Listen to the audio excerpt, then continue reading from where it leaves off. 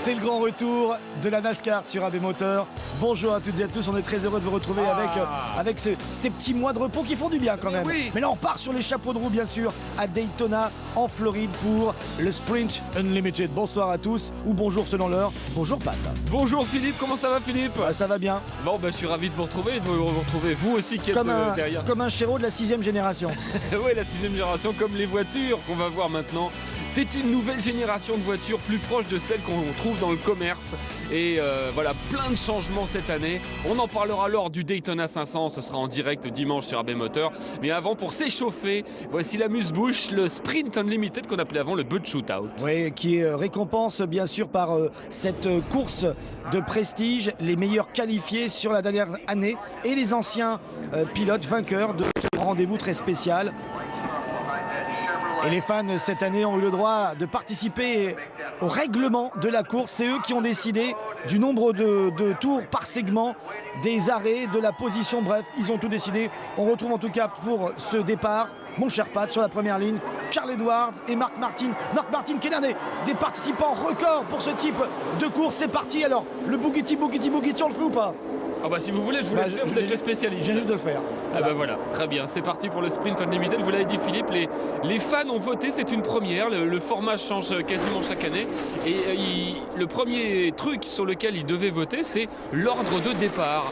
Et bien l'ordre de départ, ils ont choisi la chronologie des pole positions de l'année dernière, puisque cette épreuve d'aujourd'hui, qui ne compte pas pour le championnat, eh bien, est que située de tous les pilotes qui ont fait des pole positions en 2012. Et ils ont choisi comme ordre de départ la chronologie, c'est-à-dire le premier à avoir fait une pole position l'année dernière, c'était Carl Edwards, puis ensuite Mark Martin, etc. Donc ils ont choisi cette option-là. Il y avait d'autres options, hein. Il y avait le classement par nombre de voitures, il y avait le classement par numéro de voiture, etc.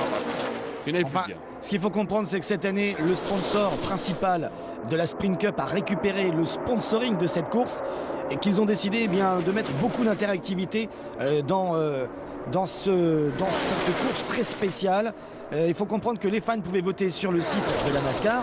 Ça comptait pour un vote, mais lorsqu'ils votaient sur leur téléphone avec une application qui avait été spécialement conçue pour cela, comme par hasard, les votes comptaient double. Donc c'est pour vous dire si en effet on veut bien mettre vraiment l'accent sur le sponsor principal de cette saison, encore une fois, Sprint, qui, il faut le dire, est un opérateur téléphonique américain bien connu. Et en plus, on a bien trouvé pour des courses de voitures. Donc c'est bien parti pour ce rendez-vous. On commencera avec un premier segment de 30 tours. Ensuite, il y aura un deuxième segment de 25 tours.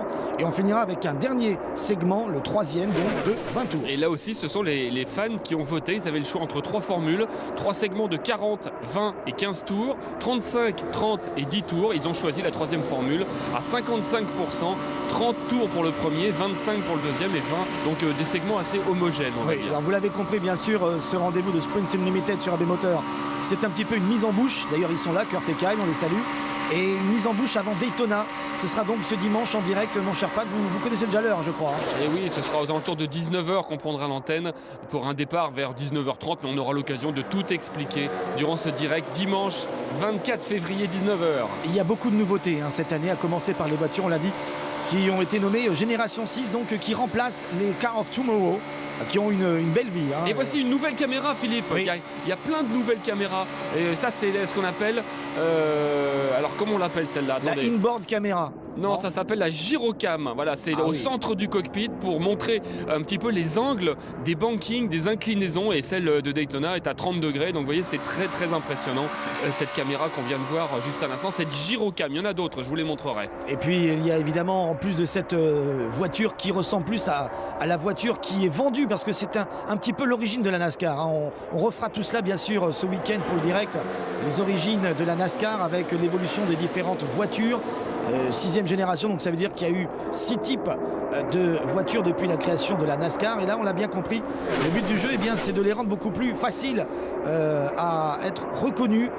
La voiture qui gagne le dimanche, normalement, doit être vendue le lundi en concession. Et bien voilà, comme ça, là, on peut vraiment faire la différence entre les 3 constructeurs, puisqu'il n'en reste que 3. Cette année, Dodge a disparu. Dodge a disparu après avoir été sacré l'année dernière, non pas constructeur champion, mais avoir été sacré grâce à Brad Keselowski, qui avec une Dodge a été lui sacré champion. J'espère que vous avez bien suivi. Et oui, ils se sont retirés en beauté. On voit donc ces premières évolutions sur ce tracé de Daytona, ce premier segment qui sert un petit peu à se positionner. Alors d'après Jeff Gordon qu'on aperçoit ici et d'après plusieurs pilotes, c'est plus difficile d'être dans le draft.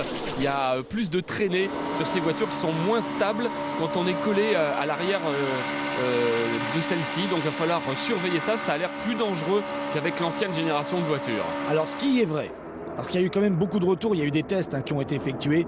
C'est quand même les anciens, entre guillemets, les vétérans, les Mark Martin, les Bobby Labonte, les Jeff Burton, les Jeff Gordon qui sont là depuis des lustres, ont déclaré bien que cette voiture était quand même beaucoup plus facile à conduire que la Car of Tomorrow, qu'elle était d'abord qu'elle avait plus de grip, qu'elle avait plus d'appui. Elle va plus vite. Elle va plus vite et surtout bien qu'il retrouve un petit peu les sensations des grandes années pour eux. Donc ça veut peut-être dire qu'avec cette voiture cette année, on va avoir le retour des anciens. Un beau dépassement ici à l'extérieur.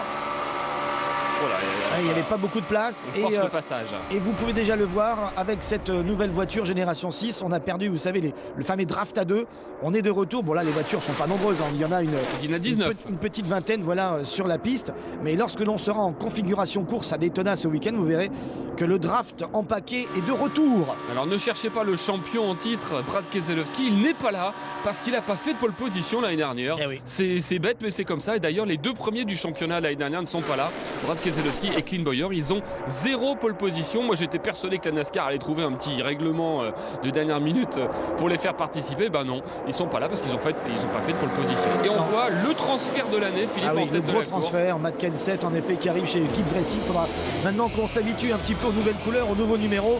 On aura un temps d'adaptation, tout comme vous d'ailleurs, mais rassurez-vous, tout va bien, on va bien suivre cela pour vous. Pour l'instant, cette course se démarre tranquillement, on va dire. Nous sommes au 13e tour et Matt Kenseth avec sa voiture numéro 20, jaune fluo, est donc en tête. Pour l'instant, pas de gros changements, pas de gros problèmes. Derrière, on retrouve Marcos Ambrose, qui lui aussi a gagné sa place avec une pole position l'année dernière. Alors pour être tout à fait précis, parce qu'on nous a demandé d'être précis sur le vote des fans, donc l'ordre du départ, il y avait 3 possibilités. Le classement général de l'année dernière, il y avait aussi le classement par nombre de victoires en décroissance, c'est-à-dire par exemple en tête ça aurait été Jeff Gordon qui a 87 victoires dans sa carrière, devant Jimmy Johnson, etc. etc. Et c'est la troisième formule qui a été choisie par les fans, c'est-à-dire l'ordre chronologique des pole positions de l'année dernière. Alors, ils sont restés très actuels, ils n'ont pas voulu trop récompenser, on va dire, c'est assez logique, les statistiques historiques, mais plus actualisées en fait en fonction de l'état de forme des pilotes. Oui, je trouve ça bien. Voilà, ils ont été raisonnables, les fans. Souvent on dit oui, les fans ne sont pas raisonnables, si on donne le pouvoir au peuple, tout ça. Mais non, voyez-vous, les fans sont bien. Voilà, le deuxième choix, c'était donc la structure. Donc vous avez entendu, là il y a 30 tours pour le premier segment, 25 pour le deuxième et 20 pour le troisième. Et on a appris, puisqu'ils avaient jusqu'au départ pour choisir, il y a un pit stop obligatoire après le premier segment. Alors est-ce que ce pit stop est effectivement obligatoire? Est-ce qu'il est obligatoire avec... Attention, oui. Le crash, c'est parti en travers avec des voitures qui sont littéralement l'équerre. Gordon a tapé, ce n'est pas le seul. Jimmy Johnson aussi. Voiture détruite déjà pour Johnson. Kyle Busch a touché. Premier là, on crash voit de la saison. Encore une voiture ici en perdition, c'est celle de Denny Hamlin. Il y a beaucoup de dégâts sur ce premier crash. Et ça a tapé partout. Donc le coéquipier de Denny Hamlin. Premier crash de la saison. Apparemment, Marcos Ambrose a touché l'arrière de la voiture de Stewart. Alors, on a vu dans un premier temps qu'il y a eu un petit écart, en effet une petite touchette. Dans un premier temps, on s'est dit ils vont s'en sortir. Et puis derrière, je pense que tout le monde a un petit peu freiné de manière impulsive. On a vu Mark Martin passer aussi. Alors, Mark Martin, il faut le savoir, ça fait des années qu'il n'apprécie pas ses courses à Daytona. Chaque fois, il dit de toute façon, cette année, il va y avoir un accident. Ouais. Bon, Jeff Burton a aussi dit cette année, il va y avoir un accident parce que le retour du draft en paquet, c'est bien. Sauf qu'il y a un problème au niveau des pare-chocs avant et arrière. Ils ne sont pas à la même hauteur. Donc, ça veut dire que lorsque l'on pousse, lorsqu'on est derrière et que l'on pousse celui qui est devant, le pare-choc avant a plutôt tendance à s'insérer sous le pare-choc arrière. On en reparlera parce que là on a vu qu'il y a eu déjà quelques étincelles devant, ça a bougé à l'extérieur et après c'est parti en cacahuète. Il faut bien appeler ça comme cela. C'est parti en cacahuète. C'est la touchette entre Ambrose et Tony Stewart qui a mis la panique derrière. Tony Stewart s'est rabattu alors que Marcos Ambrose a été sur sa gauche et les deux voitures se sont touchées. Regardez, c'est devant. Et en fait, les deux voitures continuent. Et c'est derrière, en fait, que ça crache. Alors, il y a Hamlin, il y a Mark Martin, Jeff Gordon, Kyle Busch, Johnson, Kurt Busch aussi, j'ai l'impression. Regardez le 14 de Tony Stewart qui se rabat trop tôt. Il croit être devant, mais en fait, il n'est pas tout à fait devant le 9. Et le paradoxe, c'est que ces deux-là ne sont pas impliqués dans le crash. Ils ont réussi à rester sur la piste. Ce sont les étincelles qu'on a vues dans un premier temps et derrière, et bien sûr, après, tout le monde est sur la défensive. Alors, il paraîtrait que ces voitures sont beaucoup moins stables. Vous en avez déjà parlé tout à l'heure, mon cher Pat. Il paraîtrait que les voitures sont moins stables dans le draft. On l'a vu à l'instant. Il est difficile, en effet, de les maintenir. Alors là, ça va... Ouais, et on va revoir avec Denny Hamlin. Ah ouais, en fait...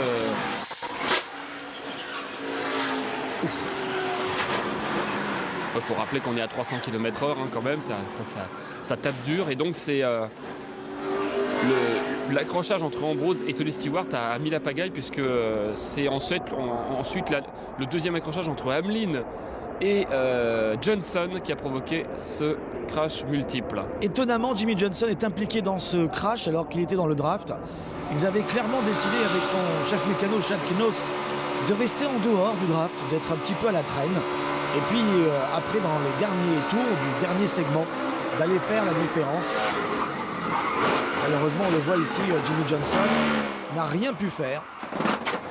Ça a frappé très fort. D'ailleurs, on s'était dit, si jamais ils réussissent à faire ça, Jimmy Johnson et Chad Knos, on va encore crier au génie. Parce que c'est vrai qu'en termes de stratégie, ils sont toujours un petit peu à la pointe. Mais là, ça n'a pas fonctionné. Il s'est fait prendre dans cette histoire. Et déjà qu'il n'y avait pas beaucoup de partants, 19 c'est quand même assez peu, il faut le dire, pour un tel circuit.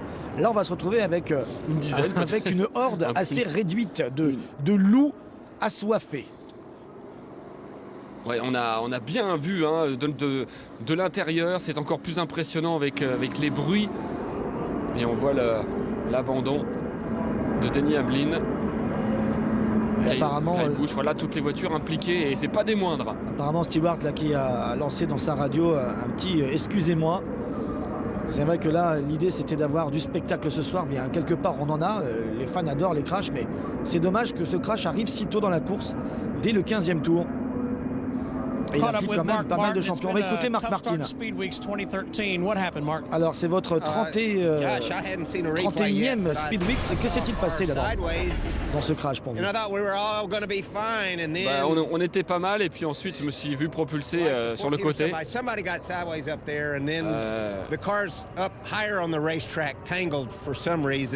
Et en fait, il y a des voitures qui se sont touchées devant. Et puis moi, j'ai été pris en sandwich. Je crois que c'est Gordon qui me touche. J'ai été un petit peu piégé. Avec le 24, mais bon, voilà.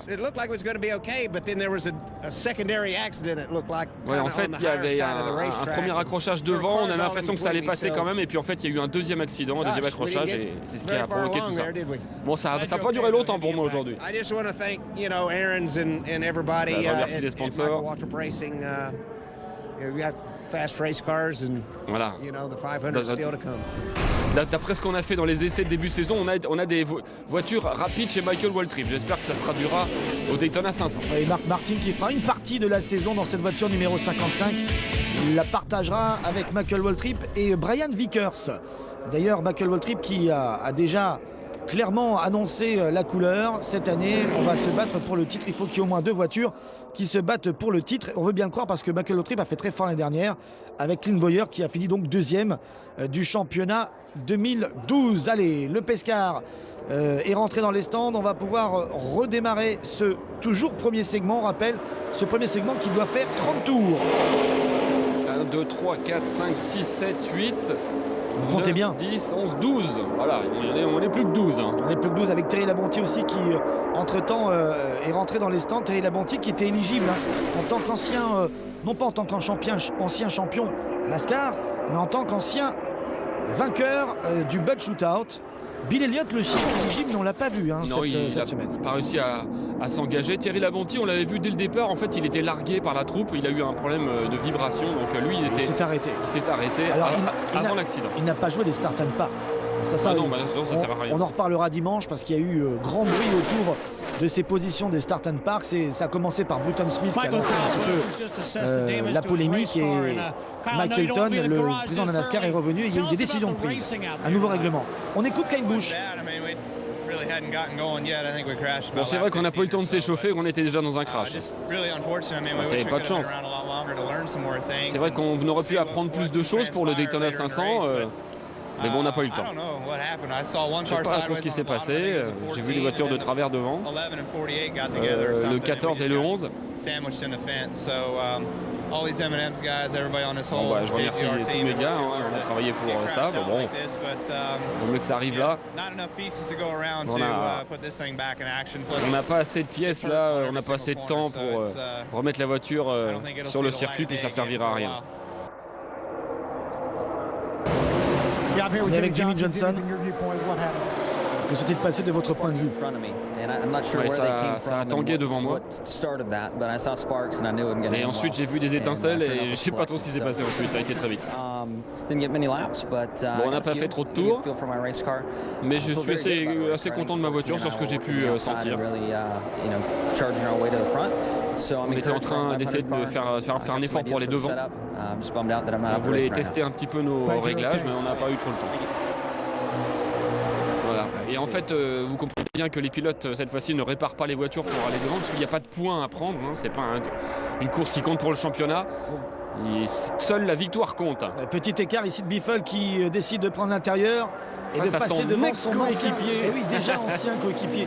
Mais ils sont nombreux à avoir démarré leur carrière du côté de la Roche Racing. Aujourd'hui, Roche Fenway Racing a commencé par Mark Martin, qu'on a vu tout à l'heure. Mark Martin qui pourrait faire sa, entre guillemets, dernière saison chez Michael Waltrip. Ouais, comme tous les ans. Oui. Et apparemment, il a quelques projets pour l'année prochaine. Et il pourrait continuer de courir, mais on lui propose un poste intéressant. Voilà en tout cas ce qu'il a déclaré récemment du côté de Daytona pendant ses Speedweeks. Mark Martin qui a beaucoup de mérite sur la réussite de cette écurie qu'on attend en confirmation cette année. La Michael Waltrip Racing va-t-elle pouvoir se hisser au niveau des top teams comme elle l'a fait l'année dernière avec Clint Bowyer, Martin Truex.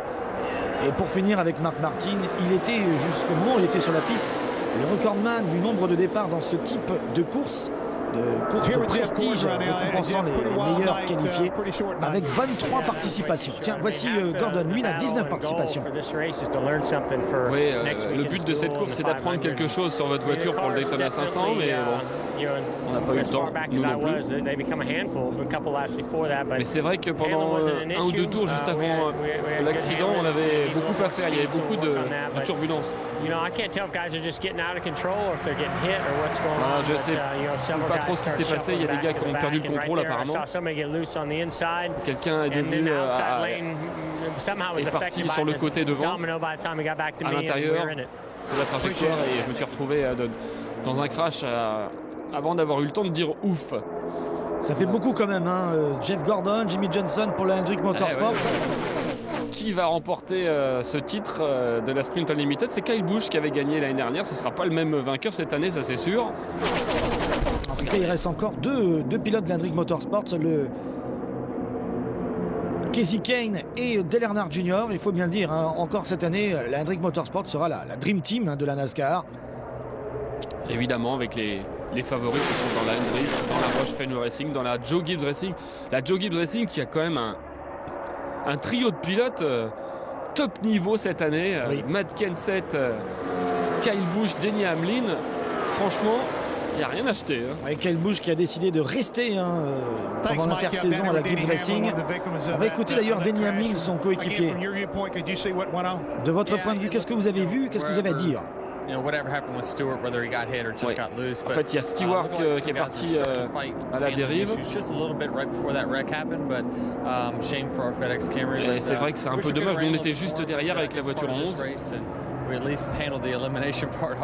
Et c'est vrai que la partie élimination a déjà eu lieu.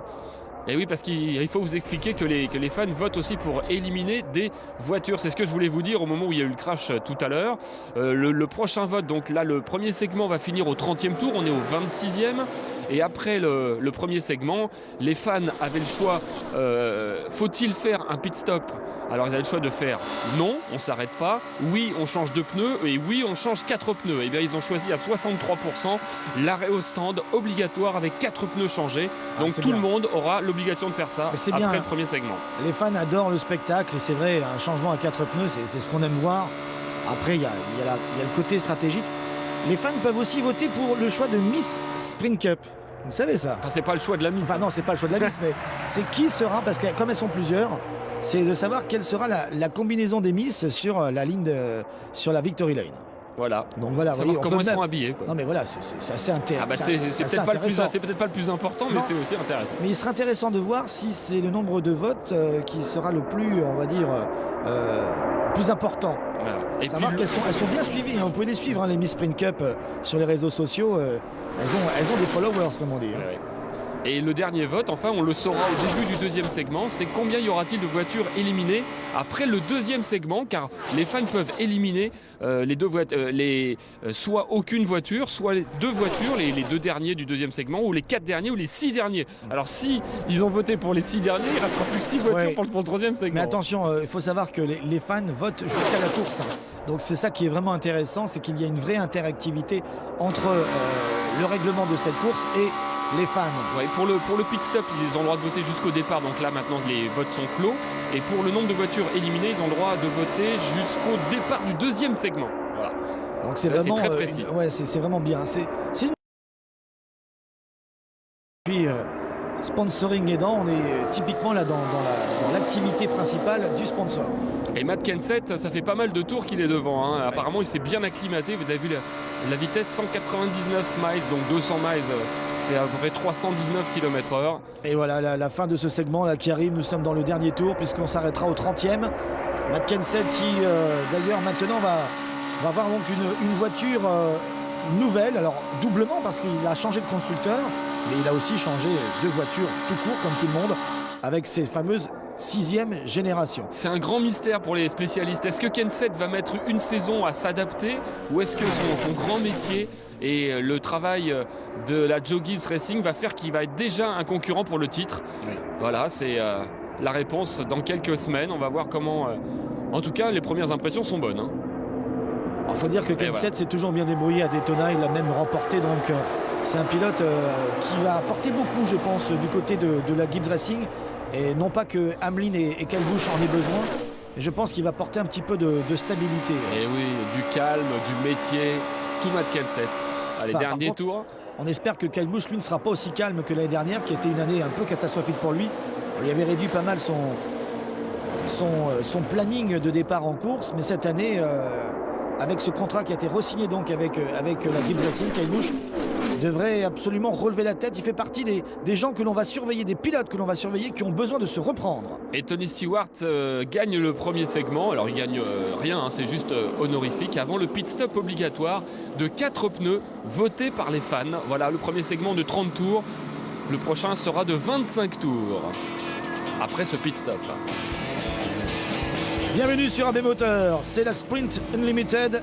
En direct et en exclusivité, vous aurez le droit ce dimanche de voir le Daytona 500. Et oui, comme depuis plus d'une dizaine d'années, AB Moteur vous retransmet toute la saison la NASCAR Sprint Cup, la saison la plus longue, toute série confondue, mais aussi l'une des plus spectaculaires. Allez, c'est reparti pour ce deuxième segment. Nous n'avons pas eu les ravitaillements dans les stands. Ce qui nous intéresse, nous, c'est la course, c'est l'action. C'est reparti donc pour ce deuxième segment Pat avec 25 tours à boucler. Voilà, on nous a enlevé les pit stops, c'est un peu dommage, mais bon, écoutez, c'est le résumé de la NASCAR. Et c'est Kevin Harvick qui a gagné cette course de pit stop avec son numéro 29. Il repart côte à côte avec Tony Stewart, numéro 14.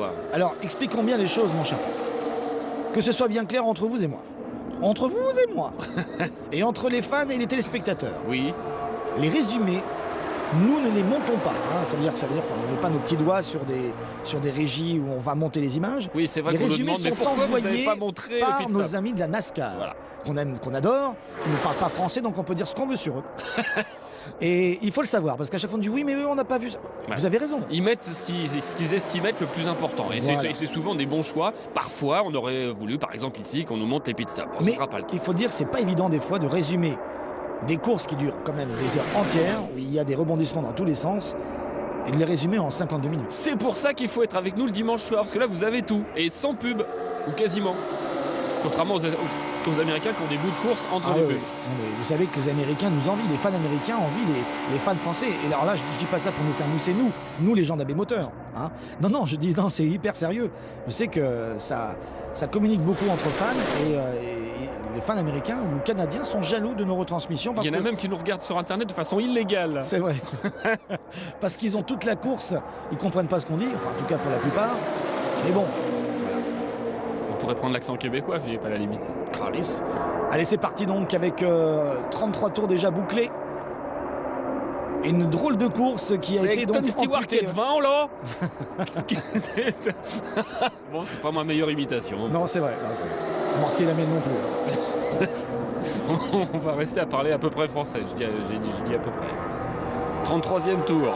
Alors, regardez, ce draft est intéressant. Voilà comment maintenant il faut drafter ou pusher sur ces nouvelles voitures. Je vous l'expliquais assez rapidement tout à l'heure. Il semblerait que les drafts soient difficiles. Avant, il était clair que les pilotes poussaient carrément. Hein. C'était pare-choc contre pare-choc.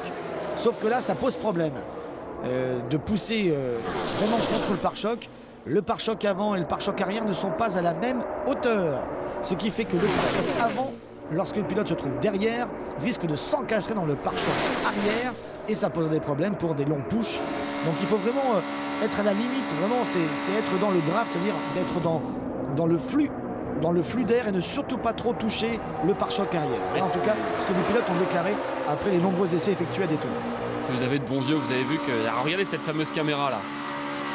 La gyrocam, regardez ce banking, on est bien dans l'angle et regardez, c'est comme un jeu vidéo, hein, sauf que là c'est en vrai. Hein. Ouais. Et vous avez peut-être vu les différences entre les Toyota, les Chevrolet et les Ford, elles sont vraiment nettes cette saison. Et si vous voulez les voir de plus près, allez sur notre Facebook, Fan Club de Pâté Fil, vous êtes 8500 à peu près à discuter avec nous, ce sera encore le cas en direct tous les dimanches, à échanger nos impressions. Regardez donc par exemple l'avant de la Ford là, de Greg Biffle, totalement différent de l'année dernière. Ouais, je ne sais pas si nos fans le savent, en tout cas ceux qui ne jouent pas sur le jeu vidéo ne le savent pas, mais ceux qui jouent vont pouvoir nous répondre. N'hésitez pas à nous renvoyer en effet ou des tweets ou des messages Facebook, mais il est vrai que cette gyrocam, j'ai l'impression qu'elle n'existe pas dans les jeux vidéo. Je crois que dans les jeux vidéo, en fait, la caméra inboard, comme on dit, en fait, elle est carrément sur le châssis de la voiture. Donc du coup, il n'y a pas cet effet en effet de banking. C'est comme si en fait vous mettez une caméra dans de l'eau. C'est un peu l'effet niveau. Et là, on se rend bien compte, c'est vraiment une caméra qui est très intéressante. Hein. Parfois, il y a de nouvelles caméras qui sont un peu des caméras gadgets. Vous allez voir qu'il y a 4 nouveaux angles qui vont vous être présentés surtout lors du Daytona 500, hein, où là, les tribunes seront pleines. Là, c'est un petit échauffement. Il y a Tony Stewart qui est un petit peu décroché là. Juan Pablo Montoya, tiens, dont on n'a pas parlé avec son numéro 42 et sa Chevrolet. Et son moteur Hendrick cette année. Attention, on va voir si ça a de l'importance pour les voitures de chez Ganassi de passer du moteur Childress au moteur Hendrick. Ouais, il garde le châssis Childress, mais en effet, il y a quand même eu des soucis avec les moteurs Childress. Une autre nouvelle caméra, Philippe. Alors ça, c'est normalement. Alors celle-là, elle s'appelle. Attendez, j'ai fait des fiches. Elle s'appelle la Camcat. C'est la vue du ciel, elle est à 25-30 mètres de haut et elle peut se déplacer à 130 km/h. On l'a vu passer tout à l'heure sur un plan très large. Le long d'un câble de 900 mètres. En fait, ce sont des caméras que l'on voit généralement sur les stades ouverts, les grands stades de football en Europe ou les grands stades de football américains aux États-Unis. C'est un système d'ailleurs, il faut le savoir, qui, alors j'espère ne pas dire de bêtises par rapport aux informations que j'ai, mais qui a trouvé ses origines en Europe et je crois même en France. Donc voilà, c'est un système qui est bien connu en France et qui est très dur à mettre en place sur des stades aussi grands bien sûr que ceux de Daytona. Là sur un câble de 900 mètres, c'est quand même quelque chose. Hein, et apparemment ça va être très impressionnant lors du Daytona 500 parce que ça va suivre les voitures lors de l'entrée au stand et sur la ligne droite en se déplaçant à 130 km/h, donc moins vite que les voitures, mais ça risque d'être quand même un truc sympa. En fait, moi j'ai déjà vu des caméras qui étaient embarquées sur des mini-hélicoptères, vous savez, Des drones. Des drones aussi qui existent, mais il faut savoir que les drones, ça se déplace pas très vite, donc ça ne peut faire que des plans qui sont réellement assez hauts, parce que les voitures déplaçant beaucoup d'air, les drones sont assez légers et pourraient être déstabilisés. Et en fait, c'est un problème de sécurité que de ne pas avoir en effet des mini-hélicoptères ou des drones sur une telle surface, parce que s'il devait y avoir un crash sur la piste, cela pourrait évidemment provoquer beaucoup de dégâts au niveau de la course. Allez, là, le deuxième segment finira au 55e tour.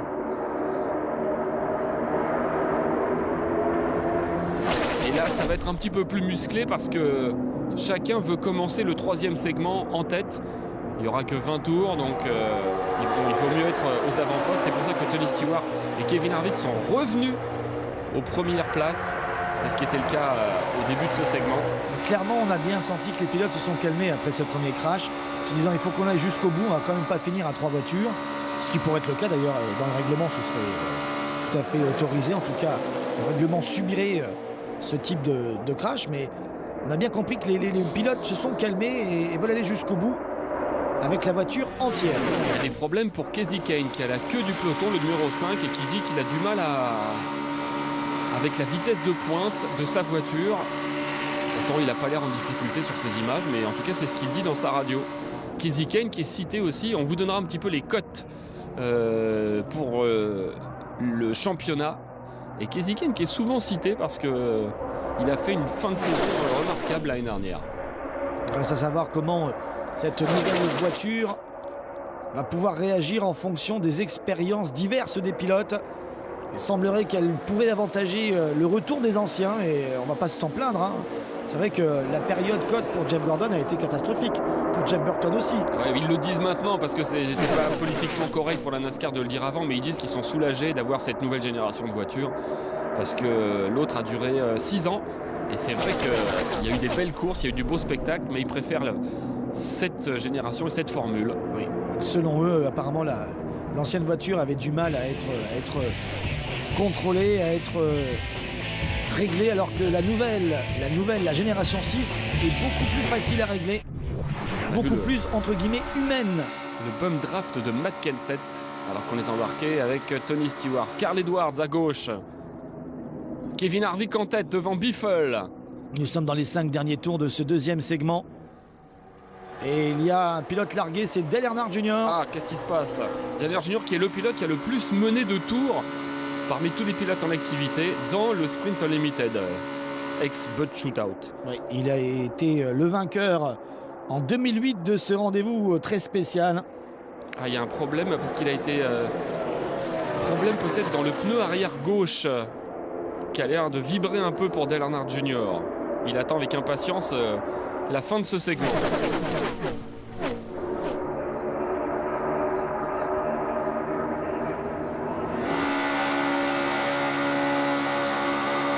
Alors, inutile de vous dire, et vous l'avez vu peut-être sur notre Facebook, que une des choses dont on parle beaucoup, qui a eu lieu le lendemain de cette course Sprint Unlimited d'ailleurs, c'est les qualifications et la pole position historique pour le Daytona 500 de Danica Patrick, qui sera donc la première femme de l'histoire de la NASCAR à partir de la pole position du Daytona 500. Ouais, c'est un joli exploit déjà. C'est d'autant plus énorme qu'il y avait beaucoup de spécialistes qui commençaient à dire oui, c'est pas sûr que Danica se qualifie parce qu'elle avait récupéré une voiture avec des points propriétaires qui ne lui permettaient pas d'être de fait sur la ligne de départ, même en cas de mauvaise qualification. Et bien là, elle a mis tout le monde d'accord. Ouais. Elle a tout simplement écrasé les qualifs. Elle a écrasé... C'est peut-être aussi pour ça, Philippe, qu'on a pris un peu plus de risques dans le réglage de son moteur, qui est un moteur Hendrick, pour essayer d'assurer le coup. Et donc, ils ont tellement bien travaillé qu'elle a fait la pole. Ça, évidemment, la pole à Daytona, ça veut absolument rien dire. Mais c'est déjà un petit exploit quand même. On reviendra rapidement en effet sur ce nouveau règlement aussi au niveau des fameuses places récupérées au classement des propriétaires, puisque Stewart avait négocié un accord avec la Robinson Blackney Racing et avait récupéré donc les points de la voiture 49, ce qui n'était pas d'ailleurs un super plan, puisque elle avait fini 42e au classement des propriétaires, ça ne lui assurait pas une place. Voilà l'origine des ennuis de Dale Earnhardt Jr. C'est un contact avec Tony Stewart qui a eu lieu il y a quelques tours. Et depuis, eh bien, Bernard Junior a des problèmes d'attitude sur sa voiture, sur sa Chevrolet 88. On a vu exactement quand ça s'est passé. Mais pourtant, il était bien coté, Dale Earnhardt Jr. Il faisait partie des pilotes qui avaient été cotés à 8 contre 1 par les bookmakers. En tout cas pour cette course, pas pour le championnat. Ça, on en reparlera dimanche. Ah, apparemment, chez Dale Earnhardt Jr., on projette de soulever le capot parce qu'apparemment, ce ne serait pas juste le pneu. Donc, lors de l'arrêt du deuxième segment, on va regarder un petit peu si la voiture est OK, parce que là, il est un peu largué. Oui, dommage pour Junior, et décidément, il ne reste plus que Kasey Kahne pour défendre les couleurs de l'écurie que tout le monde attend au tournant, sans aucun virage et sans aucun jeu de mots. C'est l'écurie Hendrick Motorsport, bien sûr. Bon, en tout cas, Kasey Kahne est toujours là pour le moment. Et vous l'avez compris, hein, le troisième segment, c'est là où tout se joue. Hein, c'est pour ça que là, on vous commande pas trop les changements de place, parce que c'est vraiment du placement, de la stratégie. On essaye de sentir un petit peu les sensations de sa voiture. Et les fans ont bien choisi. Un premier segment très long, un deuxième segment un peu moins long avec 25 tours, et puis le troisième segment qui est un véritable sprint avec 20 tours à boucler. Et on a appris il y a quelques instants, Philippe, que les fans ont voté pour le nombre de voitures éliminées à la fin du deuxième segment, et ils ont voté pour aucune voiture éliminée. Ils sont bien, ces fans. Voilà. Et ils ont tout compris. Le dernier segment dans quelques instants avec nous sur B-Moteur.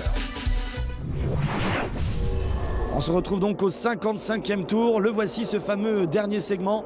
Pour l'instant, c'est Kevin Harvick qui est en tête depuis le début de cette course. Il y a eu 7 changements pour la première place. Et puis, on l'a vu, un long drapeau jaune suite à un crash multiple. C'était pas un big one, mais presque. Vu le nombre d'engagés, il y a quand même eu pratiquement un quart de la meute qui est restée dans les garages. Et c'est reparti donc pour ces 20 derniers tours ici à Daytona pour ce sprint Unlimited. Et oui, pour le premier titre de la saison, le premier trophée. Kevin Harvick en tête, Greg Biffle à ses côtés. Voilà, Dale Earnhardt Jr. est revenu dans le peloton. Matt Kenseth avec son numéro 20, auquel il va falloir s'habituer. Et là, on voit Joey Logano lui aussi avec sa nouvelle voiture, numéro 22, la voiture rouge et jaune. Il a changé d'écurie lui aussi. Hein. C'est le seul représentant de la Penske Racing, puisque le champion Brad Keselowski, on vous l'a dit, n'est pas là. Donc Joey Logano dans sa nouvelle voiture, qui est une Ford. Attention, là ça commence à bien se bagarrer aux avant-postes. Matt Kenseth est mis sous pression. Ouais, il a l'air très fort. J'ai l'impression qu'au fur et à mesure des tours, alors qu'en début d'épreuve on privilégiait la ligne intérieure, j'ai l'impression que sur cette fin d'épreuve on est plutôt sur la ligne extérieure. Tout le monde se bat pour être en haut. Et ça fonctionne. Hein. Apparemment la ligne est rapide, effectivement la trajectoire la plus rapide est à l'extérieur, en haut de l'ovale. C'est ce qu'ont démontré les essais. Alors, la ligne haute avec Harvick, Stewart, Logano, et la ligne basse avec Kenseth, Biffle, Truex, numéro 56, Martin Truex. Deux lignes distinctes. L'une des nouveautés, vous l'avez peut-être vu en gros plan, c'est le nom des pilotes sur le pare-brise avant et les logos apposés à gauche et à droite sur cette même bande. Quand j'étais gamin, on appelait ça un pare-soleil.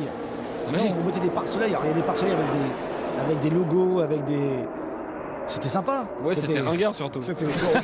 Non, aujourd'hui c'est ringard, mais à l'époque, vous en aviez un aussi, vous. Non, pas du tout. Si, si. Bon, non. Un devant, un derrière. Je m'en rappelle très bien. Mais n'importe quoi. Si, si.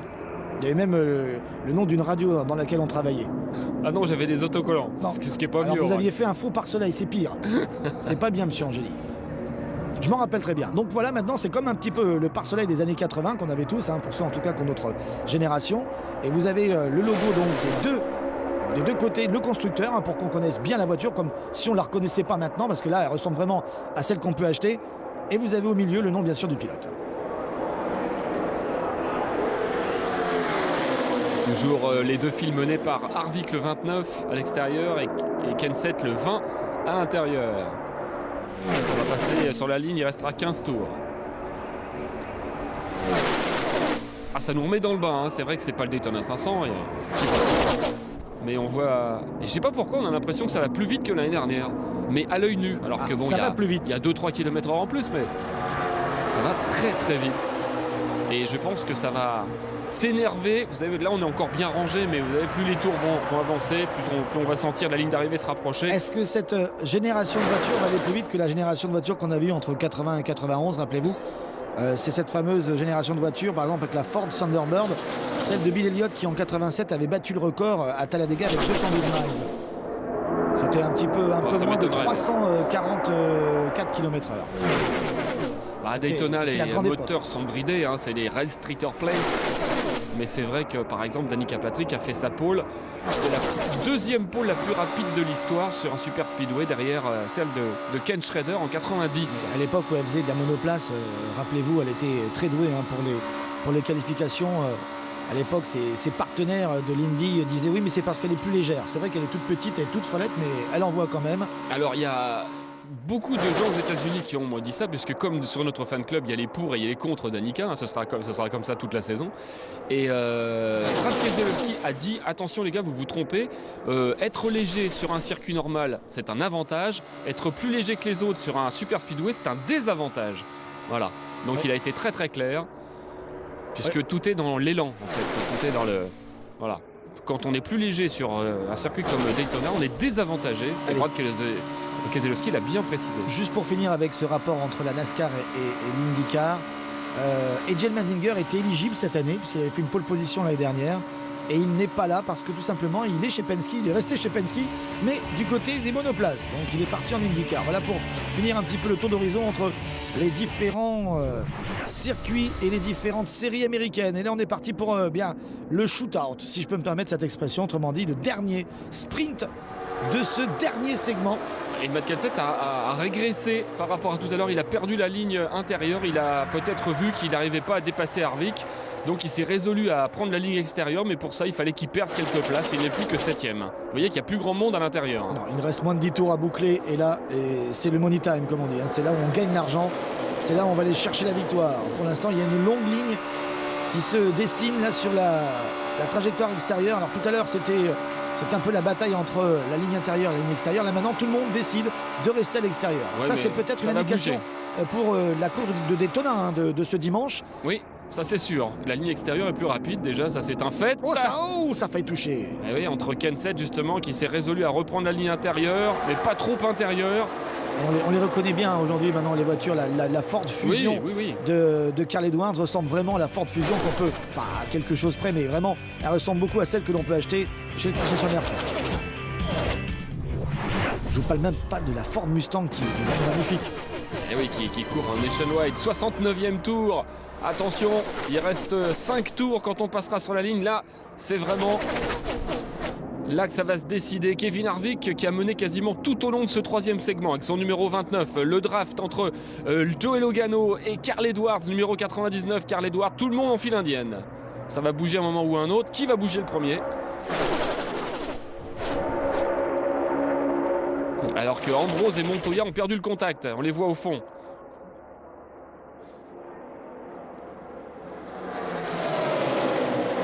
Magnifique ce plan, regardez, Montoya largué, Marcos Ambrose largué aussi, ils ont perdu le draft, et là, pour eux, ça sent mauvais. Alors on a évoqué la Ford Fusion, bien sûr, n'oublions pas que du côté des autres constructeurs, les modèles présentés sont... Ah, on ouvre l'enveloppe ou pas? Non, c'est pas une remise des prix. La Chevrolet SS, autrement dit la Chevrolet Super Sport et la Toyota Camry, la célébrissime Toyota Camry qui a été pendant longtemps aux États-Unis la voiture la plus produite, la plus vendue. Je me demande si c'est pas toujours le cas d'ailleurs. Et 4-7 qui a rétrogradé, on l'a vu, hein, vous le voyez. Il va bien falloir qu'il se décide. On a des plans superbes, hein. Moi je suis fan de cette... C'est la 4 cam qu'on vient de voir passer d'ailleurs devant le plan large. Il reste 5 tours à boucler. Pour l'instant, Tony Stewart est en chasse. Derrière, il y a Greg Biffle qui a été impressionnant hein, dans cette course. On l'a vu quand même pas mal mener, Greg Biffle, aujourd'hui. Hein. On a vu Kenseth devant pas mal. On a vu Kevin Harvick devant aussi. Dale Earnhardt Jr. a décidé de prendre une ligne intérieure. Qui va aller travailler avec lui? L'une des questions, justement, du côté de la Roche Fenway Racing, c'est de savoir si Biffle, de fait, va devenir le leader de cette équipe. C'est sûr que ce ne sera pas Ricky Stenhouse hein, qui est un rookie. Et comme il n'y a plus que 3 voitures dans cette écurie, Biffle ou Carl Edwards. Mais Carl Edwards a fait une saison tellement décevante l'année dernière. À mon avis, il va rebondir cette année, Carl Edwards. Disons que Biffle a des meilleurs résultats sur les dernières saisons, alors que Carl Edwards a quand même 2 fois fini 2e. mais aucun des deux n'a été champion en Sprint Cup. Par contre, Biffle, lui, a été titré et en Nationwide et en Truck Series. Donc c'est vrai qu'au niveau du palmarès, Biffle a un avantage. Ouais, mais enfin, Carl Edwards est quand même passé à 1 point du titre il y a 2 ans. C'est la plus petite marge pour un championnat entre le premier et le deuxième de l'histoire de la NASCAR. C'est incroyable. C'est la plus petite marge, qu'il y avait 0 marge. Oui. 0 point. Ils étaient arrivés en effet à égalité avec Tony Stewart et au bénéfice des victoires de ce dernier. C'est lui qui a été sacré champion et donc de fait on a mis 1 point de plus à Stewart. Voilà pour rappeler un petit peu l'histoire. Il reste 4 tours à boucler. Là maintenant ça commence à s'exciter, à s'énerver. On commence à avoir plusieurs fils qui se créent. Au bout d'un moment, vous pouvez rester en file indienne jusqu'au bout, vous ne gagnerez pas. Donc il faut prendre des risques. Ouais, alors peut-être que c'est pas très avantageux de prendre la ligne intérieure comme le fait Kenseth, mais c'est le seul moyen d'essayer de faire quelque chose. Mais pour l'instant, il est bien seul. Et ils sont en train de perdre le contact d'ailleurs, les 4 voitures là. Kenseth, j'ai l'impression qu'il y a Truex. Il y a un groupe qui se forme, un groupe de leaders. Ils sont 6. Et derrière ces 4 là vont avoir beaucoup de mal à aller les chercher. Dedans il y a Truex, il y a Kenseth. Et Dale Earnhardt Jr. Exact. Dale Earnhardt Jr. et Kasey Kahne qui peuvent travailler ensemble, ils sont coéquipiers, mais ça sent mauvais pour eux. Il reste 2 tours. 2 tours à partir du franchissement de la ligne. Et il reste 6 voitures, hop, pour l'instant, avec Kevin Harvick toujours en tête. Il y a Tony Stewart, il y a Joey Logano, ça pousse. Il y a Greg Biffle. Oh, ça pousse. Vous avez vu au fond là-bas, ça pousse très fort. Il y a un pilote qu'on n'a pas du tout cité aussi, c'est Aric Almirola, numéro 43, qui avait fait, souvenez-vous, une très bonne fin de saison dernière. Il est là, il est dans le pack des 6 et ça revient derrière. Aric Almirola qui a comme chef mécano cette année Todd Parrott. Qui répète tout ce qu'il lui dit. C'est ça. Remarquez, il est sûr de trouver son chemin. En général, bon. Il reste 2 tours à boucler. Alors ce qui est incroyable, c'est qu'avec ces nouvelles générations de voitures, eh bien on est vraiment incertain de la victoire. Parce que l'année dernière ici par exemple, quand on était en draft à 2 voitures, on savait très bien que la voiture qui était deuxième dans le dernier virage allait sauter la première, elle est passée devant. Ça s'est pratiquement toujours déroulé comme ça. Là par contre, il y a l'incertitude du résultat avec ces nouvelles voitures et ce nouveau draft. Et c'est le dernier tour. La fin. Kevin Harvick va-t-il perdre dans le dernier tour comme c'est arrivé plusieurs fois ces dernières années? Stewart se décale. Harvick le bloque à l'intérieur. Oui, c'est bien vu. Oui, mais il ouvre la porte à Greg Biffle et il s'en aperçoit un peu tard. Il va rebloquer la porte. Greg Biffle, il bloque tout le monde. Et sa voiture a quand même pas mal de puissance pour pouvoir faire le balai comme ça devant. Oh, regardez, il bloque encore Biffle. Le voilà, dernier la virage. voiture la plus rapide, celle de Biffle. C'est le dernier virage. Kevin Harvick a bloqué tout le monde. Il va aller au bout peut-être. Il a protégé sa position intérieure-extérieure et là il s'envole littéralement vers la victoire. C'est fait. Oh, la victoire de Kevin Harvick. Il a bloqué à l'intérieur Tony Stewart. Il a bloqué à l'extérieur Greg Biffle. Personne n'a réussi à lui prendre ce trophée qu'il remporte pour la 3e fois lors des 5 dernières saisons. C'est un spécialiste, Kevin Harvick. 9 départs pour ce rendez-vous très spécial et 3 victoires. Ça fait quand même une très belle rentabilité pour Kevin Harvick. Harvick donc qui a gagné en effet, vous l'avez dit Pat, 3 des 5 dernières Sprint Unlimited. Ça ne s'appelait pas comme ça, mais on va dire que ce sera désormais le nom générique. Il a aussi gagné donc en 2009 et 2010. Il sera donc le gagnant de 2013. Il l'emporte devant Biffle, Logano, Stewart, Kenseth, Almirola, Kasey Kahne, Dale Earnhardt Jr., Martin Truex et Montoya 10e. Voilà, regardez, il y a Stewart qui va faire un move, comme on dit, une attaque à l'intérieur. Hop, et je te ferme la porte au nez. Et ensuite, je vais fermer la porte à droite à Greg Biffle. C'est musclé, parce que Biffle aurait très bien pu être un peu plus musclé lui-même et balancer un peu le 29. Ça aurait été évidemment extrêmement dangereux. Cela en caméra embarquée. Oui. Là, il y a eu une belle attaque de la part de Biffle. Oh, le calme de Kevin Harvick qui regarde dans son rétro. Il regarde partout, intérieur, extérieur. Vous avez vu le regard de Harvick qui protège la ligne extérieure, la ligne intérieure. Il a compris que le danger viendrait ou de Biffle ou de Stewart. Et c'est ça un Daytona. Les pilotes vous l'ont déjà dit plusieurs fois et on vous l'a souvent narré, raconté, expliqué. C'est vrai qu'à Daytona ou à Talladega, on passe plus de temps à regarder dans le rétroviseur qu'à regarder devant. Très bonne reprise de contact avec Daytona avant la Great American Race, la grande course américaine, dimanche en direct, dimanche 24, le Daytona 500. Allez, on va écouter le vainqueur. Future winning race car. So much, Kevin, was unknown going into tonight. You knew Stewart was going to make a move. Was it the move that vous avez fait un mouvement qui allait vous donner la victoire. Est-ce que vous le saviez ça, qu'il fallait absolument protéger cette première place de la manière que vous avez fait? C'est vrai que j'ai l'impression que Biffle avait une voiture un petit peu plus forte que la nôtre. Donc il fallait que je fasse ma loi. Je suis content pour toute l'équipe, c'est un bon début de saison. Et j'espère que cette équipe va bien faire à Daytona. Vous avez parlé bien sûr de cette équipe. Alors, est-ce que vous êtes de nouveau partant pour une grande histoire cette année avec cette même équipe? Mais vous savez, l'important quand on est dans une voiture, c'est d'être sur la piste et d'essayer de gagner des courses, peu importe les contrats, peu importe l'avenir. Je sais qu'on va beaucoup en parler cette année, mais je donnerai tout pour cette équipe. Je remercie tous les sponsors. Et pendant que Kevin Harvick parle, c'est vrai que Philippe, il est sur le départ. Il est sur le départ l'année prochaine, en 2014. Il va faire sa dernière saison chez Richard Childress. Et on l'annonce chez Tony Stewart ensuite. Donc c'est vrai que c'est quand même une drôle d'année pour Harvick. Sa dernière chance d'être titré avec Richard Childress, l'homme qui lui a donné sa chance, l'homme qui lui a fait rentrer dans la voiture de Dale Earnhardt. Ce n'est pas rien. Allez, on se retrouve dimanche à partir de 19h sur AB Moteur pour le Daytona en direct et en exclusivité sur AB Moteur.